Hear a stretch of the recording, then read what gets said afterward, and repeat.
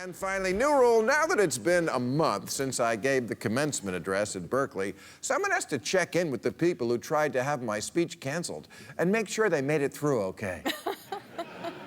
Also, since they were protesting me for once saying that Islam is, quote, the only religion that acts like the mafia and will kill you if you say the wrong thing or draw the wrong picture, and then 2 jihadists gunned down 12 people in Paris for saying the wrong thing and drawing the wrong picture, you have to tell me, where do I go to protest you?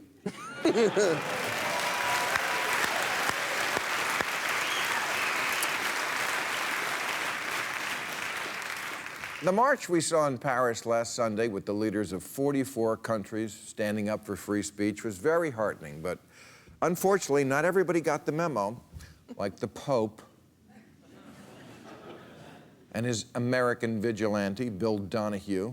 Bill's the head of the Catholic League, and as such, he's called me an anti-Catholic bigot so many times, it's now my ringtone.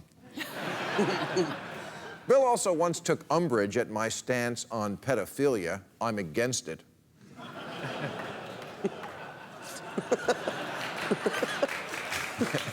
And threatened to, I guess this is a Catholic thing now, punch me in the nose.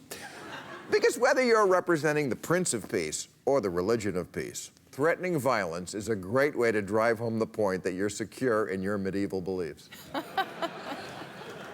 Last week, Mr. Donahue wrote that it was too bad Charlie Hebdo's publisher, quote, didn't understand the role he played in his tragic death, which is like saying the rape victim didn't understand that her clothes were too provocative.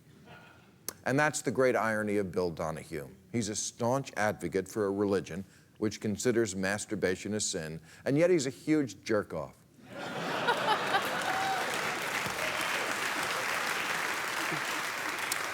Glenn Greenwald says anti-Muslim speech, like the cartoons in Charlie, are a, quote, vital driver in bombing and occupying Muslim countries and killing the innocent. Really? Newspaper cartoons did all that? Wait till they get to the horoscopes and the crossword. It reminds me of one of the protest signs I saw up at Berkeley last month. It said, Islamophobia kills. Does it? The phobia kills? Or maybe more it's the AK-47s and the beheadings and the planes into buildings. Anyway, wow, really? You don't agree with that? Okay, thank you. Hey, one guy, thank you. You'd think someone like Glenn Greenwald wouldn't be so ambivalent about terrorism, since terrorism is really just bullying, extreme bullying. And I thought we hated bullying now. When it happens in high school these days, people go nuts. When I was a kid, adults just shrugged and went, kids are assholes, what are you gonna do? Yeah, liberals hate bullying, all right, but they're not opposed to using it. When they casually throw out words like bigot and racist, it does cow people into avoiding this debate. And if you're doing that, you don't get to wear the Je suis Charlie button. The button you should wear says, Je suis part of the problem. And that goes for everybody. This may surprise you, but I am not a big fan of Rush Limbaugh. However, if you're one of the people with a website devoted to making him go away, you are part of the problem. And ironically, you're not even a proper liberal because you don't get free speech. You're just a baby who can't stand to live in a world where you hear things that upset you. Oh, you're not alone. In much of Europe, denying the Holocaust is a crime. It shouldn't be. The French arrested an anti-Semitic comedian this week for his comments about the attack, which were vile. But opinions shouldn't be illegal. Everyone can always come up with a reason why the thing that bugs you should get a waiver.